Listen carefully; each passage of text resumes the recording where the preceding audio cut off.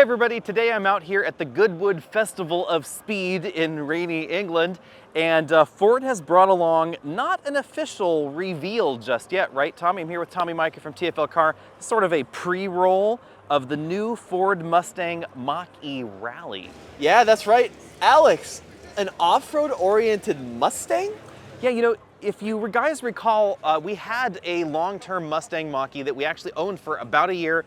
I loved it. There were a few flaws though, I thought, and one of the interesting things that I complained about was that it had less ground clearance than an actual Mustang GT. They appear to have fixed that in this model, although we don't know all the details, right? Yeah, so this is still pre-production. The official reveal is going to be in Detroit at the auto show in September, but Ford wanted to give us a sneak peek of the Rally. Yeah, so take a look at this front end. Go in for a closer look there. Like, we have these rally lights, sorry, not fog lights. I kept calling them fog lights earlier. I mean, I think they look great. Every rally car needs a good set of lights poking out the front of it. And I have to say, you know, this actually makes sense to me because in the regular Mustang, we have this grille insert, and in the Mustang GT, it sort of looks like a grille, and the others, it's different, you know, textures, etc. But here it actually has a function in the housing of those lights. So I'm like, hey, that makes a lot of sense. This recovery hook location, a little bit less sense. Of course, that's just the regular tow hook location, I think. For the Mach E, if I remember correctly. Now, peeking through this paint, you can actually see a little bit of the shockingly yellow paint job that probably is going to come on the Rally edition of the Mach E. We also get more off-road oriented tires, not the most aggressive off-road tire, right? Yeah, so this is the BFG Trail Terrain TA, kind of a mild terrain tire, but a significantly larger diameter than what you'd find on the standard Mach E. Yeah, 235/55 series tires. And then let us know what you think of these wheels. For me, these are giving me 1980s flashbacks in not necessarily the best way. I mean, I guess if you love big shoulder pads, you're probably gonna love these wheels right here. What do you think? You like them though? Alex, how can you not like the Oz or OZ style wheels? I mean, they are phenomenal. They're awesome. You know, Delta Burke probably had these wheels on her Mustang in Designing Women. That's all I will say.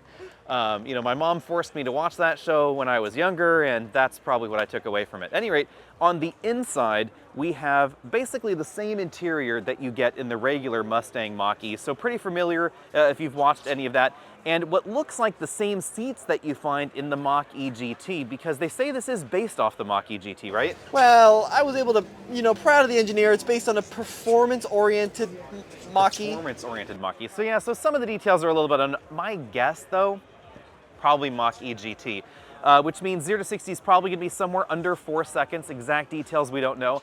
And that kind of goes with this big wing back here. Dude, this thing is enormous. So they've gone a little nuts with the wing and the Rally. Yeah, I love these struts on top. That really gives it this structural look, but it is definitely big. I'm gonna reserve opinion till I can see it with actual paint because we have this sort of, you know, Mach E camo on this. You know, clearly we know what a Mach E looks like. The camo just seems to be a little silly, but big wing on the back. I think it actually kind of helps finish the rear end of the Mach E a little better though.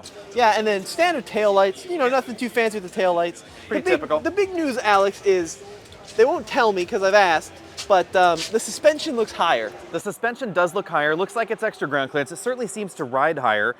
Similar kinds of body cladding to the regular Mach E. This does appear to be more of a gray finish though, which is interesting. Rather than a matte black, this is actually kind of a gray, so it would interact a little bit differently with the paint than we find in the regular Mach E. And of course, the software could be definitely tuned very differently. We have the dual motor arrangement that you find in the regular Mach E, but it's probably going to be tuned more towards mild off-roading. Yeah, well guys, I mean, I think this is a really cool idea. Porsche's doing it with the 911 Dakar, Lamborghini's doing it, off-road trims of sports cars, or in this case, an off-road trim of a semi-sports car.